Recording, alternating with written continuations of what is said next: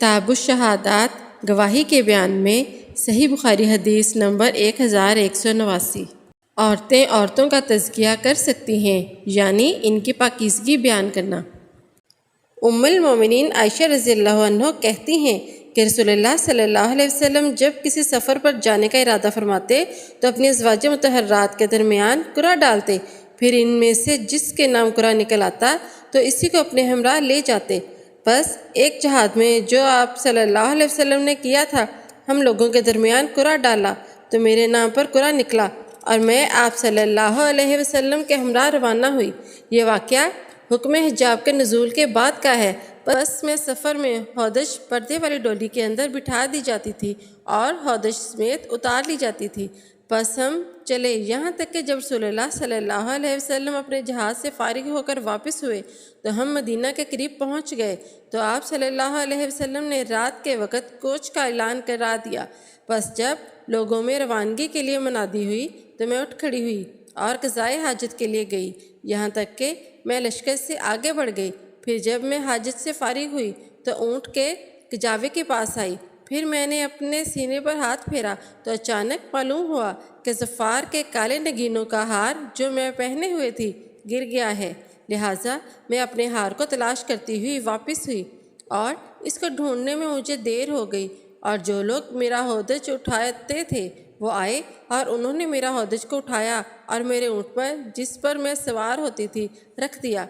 وہ لوگ یہ سمجھ رہے تھے کہ میں اسی میں ہوں، کیونکہ اس دور میں عورتیں عموماً ہلکی پھلکی ہوتی تھیں، بھاری نہ تھیں اور نہ ان کے جسم پر زیادہ گوشت تھا، اور غذا بھی وہ بہت کم کھاتی تھیں۔ لہٰذا جب لوگوں نے اس ہودج کو اٹھایا تو اس کو معمول کے موافق سمجھ کر اٹھا لیا، کیونکہ میں اس وقت ایک کم سن دبلی پتلی لڑکی تھی۔ پھر وہ اونٹ کو اٹھا کر چل دیے۔ پھر لشکر کے نکل جانے کے بعد میں نے اپنا ہار پا لیا اور جہاں قافلہ اترا ہوا تھا واپس آئی، مگر وہاں کوئی نہ تھا۔ تب میں اس جگہ جا کر بیٹھ گئی جہاں پر اتری تھی۔ میں نے یہ خیال کیا کہ جب لوگ مجھ کو قافلہ میں نہ پائیں گے تو اسی جگہ لوٹ کر آئیں گے۔ بس اسی حالت میں بیٹھی تھی، میری آنکھیں نیند کے سبب سے مجھ کو بھاری معلوم ہونے لگیں اور نیند مجھ پر غالب آ گئی۔ صفوان بن معطل سلمی رضی اللہ عنہ جو بعد میں زکوانی ہو گئے، لشکر کے پیچھے تھے۔ وہ صبح کو میری منزل پر پہنچے اور وہ دور سے ایک سوتے ہوئے آدمی کو دیکھ کر میرے پاس آئے۔ چونکہ انہوں نے مجھ کو پردے کے حکم سے پہلے دیکھا تھا، لہٰذا مجھ کو پہچان لیا اور انا للہ و انا الیہ راجعون پڑھا۔ میں ان کی انا للہ کی آواز سن کر بیدار ہوئی۔ پھر انہوں نے اپنے اونٹ کو بٹھایا اور اس کے اگلے پاؤں کو موڑ دیا تاکہ میں بغیر کسی کی مدد کے خود سوار ہو سکوں۔ بس میں اونٹ پر سوار ہو گئی۔ وہ اونٹ کو ہانکتے ہوئے پیدل چلے اور قافلہ میں اس وقت پہنچے کہ جب دوپہر کو لوگ آرام کرنے کے لیے اتر چکے تھے۔ بس جن لوگوں کو ہلاک ہونا تھا وہ ہلاک ہو گئے، یعنی میرے اوپر صفوان کے ساتھ تہمت لگائی، اور جس شخص نے یہ طوفان اٹھایا وہ عبداللہ بن ابی ابن سلول منافق تھا۔ بس جب ہم لوگ مدینہ پہنچے تو میں 1 مہینے تک بیمار رہی اور لوگ طوفان کا پرچار کرتے رہے، اور مجھے اپنی بیماری میں بارہا یہ خیال آتا تھا کہ کیا وجہ ہے کہ میں نبی کریم صلی اللہ علیہ وسلم کی وہ مہربانی نہیں دیکھتی جو میں اپنی بیماری کے وقت آپ صلی اللہ علیہ وسلم کی جانب سے دیکھا کرتی تھی۔ اب صرف یہ ہوتا تھا کہ آپ صلی اللہ علیہ وسلم تشریف لاتے اور سلام کرتے، اس کے بعد فرماتے ہیں تم کیسی ہو، اور مجھے اس بارے میں کسی بات کا علم نہ تھا کہ اصل وجہ ناخوشی کی یہ طوفان ہے۔ میں بہت کمزور ہو گئی۔ ایک رات میں اور مستہ کی والدہ مناسے کی طرف، جہاں ہماری قضائے حاجت کی جگہ تھی، اور ہم صرف رات ہی کو وہاں پر قضائے حاجت کے لیے جایا کرتے تھے، اور یہ واقعہ ہمارے گھروں کے قریب بیت الخلاء بنائے جانے سے پہلے کا ہے، اور ہم پرانے دور کے عربوں کی طرح جنگل میں یا باہر دور جا کر قضائے حاجت کرتے تھے۔ بس میں اور مستہ کی ماں جو ابو رحم کی بیٹی تھیں جا رہی تھیں کہ اتفاقاً وہ اپنی چادر میں پھنس کر گر پڑی تو انہوں نے کہا کہ مستہ ہلاک ہو جائے، تو میں نے ان سے کہا کہ تم نے یہ برا کلمہ منہ سے کیوں نکالا؟ کیا تم ایسے شخص کو کوستی ہو جو غزوہ بدر میں شریک ہو چکا ہے؟ انہوں نے جواب میں کہا کہ اے بی بی، کیا تم نے نہیں سنا کہ ان لوگوں نے کیا طوفان اٹھایا ہوا ہے؟ پھر انہوں نے مجھے تہمت لگانے والوں کی ساری باتوں پر مطلع کیا۔ بس اس بہتان کو سن کر میری بیماری زیادہ شدید ہو گئی۔ جب میں اپنے گھر واپس آئی تو رسول اللہ صلی اللہ علیہ وسلم میرے پاس تشریف لائے اور انہوں نے سلام کیا اور فرمایا، تم کیسی ہو؟ میں نے عرض کی کہ آپ مجھے اجازت دیجیے کہ میں اپنے والدین کے پاس چلی جاؤں۔ ام المومنین عائشہ رضی اللہ عنہ کہتی ہیں کہ میرا اس سے منشا یہ تھا کہ میں اپنے والدین کے ہاں جا کر اس خبر کی تحقیق کر سکوں، تو رسول اللہ صلی اللہ علیہ وآلہ وسلم نے مجھے اجازت دے دی اور میں اپنے والدین کے پاس چلی گئی۔ میں نے اپنی ماں سے وہ سب باتیں بیان کی جن کا لوگ چرچا کر رہے تھے۔ انہوں نے کہا کہ اے بیٹی، تم اپنی جان پر سختی نہ کرو، اللہ کی قسم کوئی حسین عورت کم ہی کسی شخص کے پاس ایسی ہوتی ہے کہ وہ مرد اس کو محبوب رکھتا ہو اور اس کی سوکنیں بھی ہوں، اور پھر وہ سوکنیں اس کی برائیاں نہ کرتی ہوں۔ میں نے کہا کہ سبحان اللہ، میری سوکنوں نے ایسا نہیں کیا بلکہ لوگ اس کا چرچا کر رہے ہیں۔ ام المومنین حضرت عائشہ رضی اللہ عنہ کہتی ہیں کہ میں نے وہ رات صبح تک اس طرح گزاری کہ میرے آنسو نہ تھمے تھے اور نہ مجھے نیند آئی۔ جب صبح ہوئی تو رسول اللہ صلی اللہ علیہ وآلہ وسلم نے امیر المومنین سیدنا علی بن ابی طالب اور اسامہ بن زید کو بلایا۔ جبکہ اس بارے میں نزول وحی میں دیر ہوئی تو آپ صلی اللہ علیہ وآلہ وسلم نے ان سے اپنی بیوی یعنی میرے فراق کے بارے میں مشورہ کر رہے تھے، تو سیدنا اسامہ رضی اللہ عنہ نے تو اسی موافق مشورہ دیا جو ان کو آپ صلی اللہ علیہ وسلم کے دل کی کیفیت یعنی اپنی بیوی کے ساتھ جس قدر محبت تھی اس کا احساس تھا۔ لہٰذا سیدنا اسامہ نے کہا کہ یا رسول اللہ صلی اللہ علیہ وآلہ وسلم، وہ آپ کی بیوی ہیں اور اللہ کی قسم ہم ان میں سوائے اچھائی کے اور کچھ نہیں جانتے۔ مگر امیر المومنین سیدنا علی بن ابی طالب رضی اللہ عنہ نے کہا، یا رسول اللہ، اللہ تعالیٰ آپ پر ہرگز تنگی نہیں کرتا اور عورتیں ان کے علاوہ بھی بہت سی ہیں، اور آپ لونڈی سے دریافت فرمائیے۔ وہ ام المومنین حضرت عائشہ رضی اللہ عنہ کے کردار کے بارے میں آپ صلی اللہ علیہ وسلم سے سچ سچ بیان کر دیں گی۔ تو رسول اللہ صلی اللہ علیہ وسلم نے بریرہ رضی اللہ عنہ کو بلایا اور ان سے فرمایا، کیا تم نے ام المومنین عائشہ رضی اللہ عنہ کے مزاج میں کوئی ایسی بات دیکھی جو تمہیں شک میں دلا دے؟ انہوں نے جواب دیا، نہیں، قسم ہے اس کی جس نے آپ کو حق کے ساتھ بھیجا، میں نے ان خاتون میں کبھی کوئی بھی ایسی بات نہیں دیکھی جس کی وجہ سے میں ان پر شک کروں یا ان پر عیب لگا سکوں، سوائے اس کے کہ وہ ایک کم سن لڑکی ہیں، اپنے گھر کی کلی طور پر خبر گیری نہیں رکھتی، حتیٰ کہ آٹا گوندھ کر اور اس کو ویسا ہی گوندا ہوا چھوڑ کر سو جاتی ہیں، بکری آتی ہے اور اس کو کھا جاتی ہے۔ پر رسول اللہ صلی اللہ علیہ وسلم اسی وقت کھڑے ہو گئے اور عبداللہ بن ابی سلول کے مقابلے میں جس نے یہ طوفان اٹھایا تھا نصرت طلب کی، اور رسول اللہ صلی اللہ علیہ وآلہ وسلم نے فرمایا، اس شخص کے مقابلے میں جس کے سبب سے مجھ کو اپنے گھر والوں کے بارے میں اذیت پہنچی ہے، کون میری مدد کرتا ہے؟ حالانکہ اللہ کی قسم میں اپنے گھر والوں میں اچھائی کے سوا کچھ نہیں دیکھتا، اور ان لوگوں نے ایک ایسے شخص کو اس تہمت میں ذکر کیا ہے کہ میں اس میں بھی سوائے اچھائی کے کچھ نہیں دیکھتا، اور خود میرے گھر میں وہ جب آئے ہیں تو میرے ساتھ ہی آئے ہیں۔ بس سیدنا سعد بن معاذ رضی اللہ عنہ کھڑے ہو گئے اور انہوں نے عرض کی کہ یا رسول اللہ، اللہ کی قسم ہم اس شخص کے مقابلے میں آپ کی مدد کریں گے، اگر وہ قبیلہ اوس سے ہوتا تو ہم فوراً اس کی گردن مار دیتے، اور اب چونکہ وہ قبیلہ خزرج سے ہے لہٰذا آپ ہم کو اس بارے میں جو کچھ حکم دیں گے ہم اس کی تعمیل کریں گے۔ اس کے بعد سیدنا سعد بن عبادہ رضی اللہ عنہ کھڑے ہو گئے، اور وہ قبیلہ خزرج کے سردار تھے اور اس سے پہلے وہ اچھے آدمی تھے، مگر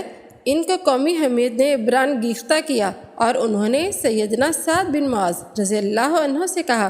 کہ اللہ کی قسم تو جھوٹ کہتا ہے، تو نہ تو اس کو قتل کر سکے گا اور نہ ہی اس بات پر قدرت رکھتا ہے۔ پھر سیدنا اسید بن حضیر رضی اللہ عنہ جو قبیلہ اوس سے تھے کھڑے ہو گئے، اور انہوں نے سیدنا سعد بن عبادہ رضی اللہ عنہ سے کہا کہ اللہ کی قسم تم جھوٹ کہتے ہو، ہم بلا شبہ اس کو قتل کر دیں گے، تو منافق ہے، کیونکہ منافقوں کی طرف سے جھگڑا کرتا ہے۔ بس دونوں قبیلے اوس اور خزرج بگڑ گئے، یہاں تک کہ انہوں نے باہم لڑنے کا ارادہ کر لیا، حالانکہ رسول اللہ صلی اللہ علیہ وسلم ممبر پر تھے۔ بس آپ صلی اللہ علیہ وسلم ممبر سے اترے اور ان کو خاموش کیا، یہاں تک کہ وہ خاموش ہو گئے، اور آپ صلی اللہ علیہ وسلم نے بھی سکوت فرمایا۔ ام المومنین عائشہ رضی اللہ عنہ کہتی ہیں کہ میں اس روز بھی روتی ہی رہی، نہ میرے آنسو تھمتے تھے اور نہ مجھے نیند آتی تھی۔ پھر صبح کو میرے ماں باپ میرے پاس آئے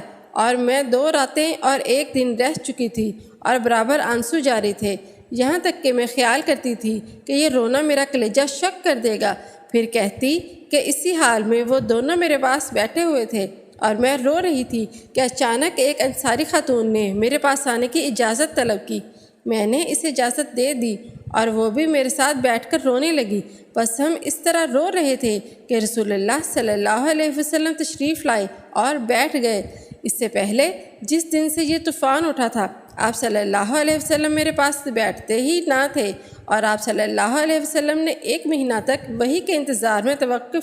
توقف کیا، مگر میرے بارے میں کوئی وحی نازل نہ ہوئی۔ ام المومنین عائشہ رضی اللہ عنہ کہتی ہیں کہ پھر آپ صلی اللہ علیہ وسلم نے خطبہ پڑھا، اس کے بعد فرمایا، اے عائشہ، مجھ کو تمہارے بارے میں ایسی ایسی خبر پہنچی ہے، بس اگر تم اس تہمت سے بری ہو تو عنقریب اللہ تم کو بری ظاہر فرما دے گا، اور اگر تم واقعی کسی گناہ میں آلودہ ہو چکی ہو تو اللہ سے استغفار کرو اور اس کی طرف رجوع کرو، اس لیے کہ بندہ جب اپنے گناہ کا اقرار کر لیتا ہے اور پھر توبہ کرتا ہے تو اللہ تعالیٰ اس کی توبہ قبول فرما لیتا ہے۔ بس جب رسول اللہ صلی اللہ علیہ وسلم اپنی گفتگو مکمل کر چکے تو میرے آنسو اچانک خشک ہو گئے، ایک قطرہ بھی نہ رہا۔ میں نے اپنے والد امیر المومنین ابو بکر صدیق رضی اللہ عنہ سے عرض کی کہ آپ رسول اللہ صلی اللہ علیہ وسلم کو میری طرف سے جواب دیجیے، تو انہوں نے کہا کہ اللہ کی قسم میری سمجھ میں نہیں آتا کہ میں رسول اللہ صلی اللہ علیہ وسلم کو کیا جواب دوں۔ پھر میں نے اپنی ماں سے کہا کہ تم رسول اللہ صلی اللہ علیہ وسلم کو میری طرف سے جواب دو، مگر انہوں نے بھی یہی کہا کہ اللہ کی قسم میری سمجھ میں نہیں آتا کہ میں رسول اللہ صلی اللہ علیہ وسلم سے کیا عرض کروں۔ ام المومنین عائشہ رضی اللہ عنہ کہتی ہیں بس میں نے عرض کی، حالانکہ میں کمسن تھی، بہت قرآن بھی پڑھی ہوئی نہ تھی، کہ اللہ کی قسم مجھے معلوم ہے کہ آپ لوگوں نے اس بات کو سنا ہے جس کا لوگ چرچا کر رہے ہیں، اور وہ آپ کے دلوں میں جم گئی ہے، اور آپ لوگوں نے تقریباً اس کو سچ سمجھ لیا ہے، اور بے شک اگر میں آپ سے کہوں گی کہ میں اس الزام سے بری ہوں اور اللہ تعالیٰ جانتا ہے کہ بے شک میں بری ہوں، تو آپ لوگ غالباً مجھے سچا نہ سمجھیں گے، اور بے شک اگر میں کسی بات کا اقرار کر لوں اور اللہ تعالیٰ خوب جانتا ہے کہ میں اس تہمت سے پاک ہوں تو یقیناً آپ لوگ مجھے سچا سمجھیں گے۔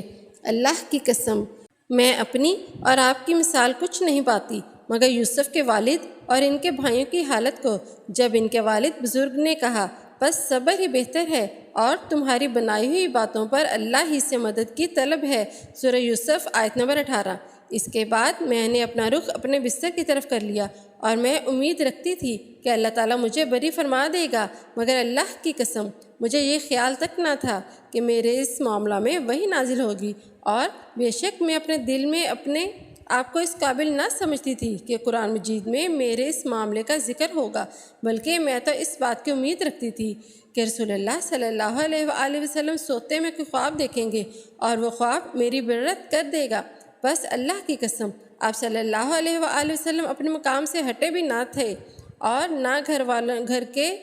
لوگوں میں سے کوئی شخص باہر نکلا تھا کہ اسی جگہ آپ صلی اللہ علیہ وآلہ وسلم پر وحی نازل ہوئی، اور آپ صلی اللہ علیہ وآلہ وسلم پر وہی حالت طاری ہو گئی جو نزول وحی کے وقت طاری ہوا کرتی تھی، یہاں تک کہ سردی کے دنوں میں آپ صلی اللہ علیہ وسلم کی پیشانی مبارکہ سے پسینہ مثل موتیوں کے ٹپکنے لگتا تھا۔ بس جب رسول اللہ صلی اللہ علیہ وآلہ وسلم سے وہ حالت دور ہوئی تو آپ صلی اللہ علیہ وسلم اس وقت ہنس رہے تھے، اور سب سے پہلے جو الفاظ آپ صلی اللہ علیہ وسلم نے مجھ سے فرمائے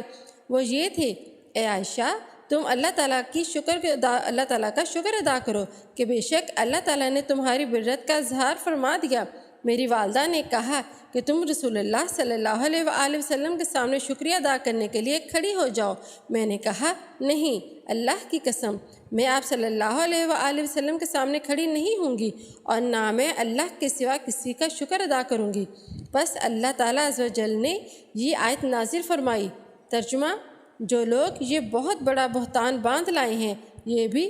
تم میں سے ہی ایک گروہ ہے۔ سورۃ نور آیت نمبر 11۔ پس جب اللہ تعالیٰ نے یہ آیتیں میری برت میں نازل فرمائیں تو امیر المومنین حضرت ابو بکر صدیق رضی اللہ عنہ نے، جو پہلے مستہ بن اثاثہ کو قرابت کی وجہ سے کچھ امداد کے طور پر دیا کرتے تھے، یہ قسم کھا لی کہ میں مستہ کو اس کے بعد کہ انہوں نے ام المومنین عائشہ صدیقہ طیبہ طاہرہ رضی اللہ عنہ کی نسبت ایسا کچھ کہا، اب میں کچھ بھی نہ دوں گا۔ پس اللہ تعالیٰ نے یہ آیت نازل فرمائی۔ ترجمہ: تم میں سے جو بزرگی اور کشادگی والے ہیں انہیں اپنے قرابت داروں اور مسکینوں اور مہاجروں کو فی سبیل اللہ دینے سے قسم نہ کھا لینی چاہیے بلکہ معاف کر دینا اور درگزر کر لینا چاہیے۔ کیا تم نہیں چاہتے کہ اللہ تعالیٰ تمہاری غلطیاں معاف فرما دے؟ اور اللہ تعالیٰ غلطیوں کو معاف فرمانے والا مہربان ہے۔ سورۃ نور آیت نمبر 22۔ پھر انہوں نے مستہ کو وہی دینا اختیار کر لیا جو ان کو دیا کرتے تھے، اور رسول اللہ صلی اللہ علیہ وسلم نے ام المومنین زینب بنت حجش رضی اللہ عنہ سے میرے معاملہ کی نسبت دریافت فرمایا، اے زینب، تم کیا جانتی ہو؟ تم نے کیا دیکھا ہے؟ تو انہوں نے عرض کی، یا رسول اللہ، میں کان اور آنکھ کو جھوٹ سے بچاتی ہوں، اللہ کی قسم میں ان یعنی ام المومنین عائشہ صدیقہ طیبہ طاہرہ رضی اللہ عنہ میں سوائے اچھائی کے اور کچھ نہیں جانتی۔ ام المومنین عائشہ صدیقہ طیبہ طاہرہ رضی اللہ عنہ کہتی ہیں کہ ام المومنین زینب رضی اللہ عنہ میری برابر کی تھی، مگر اللہ نے ان کو بوجہ ان کے پرہیزگاری کے میری بدگوئی سے بچا لیا۔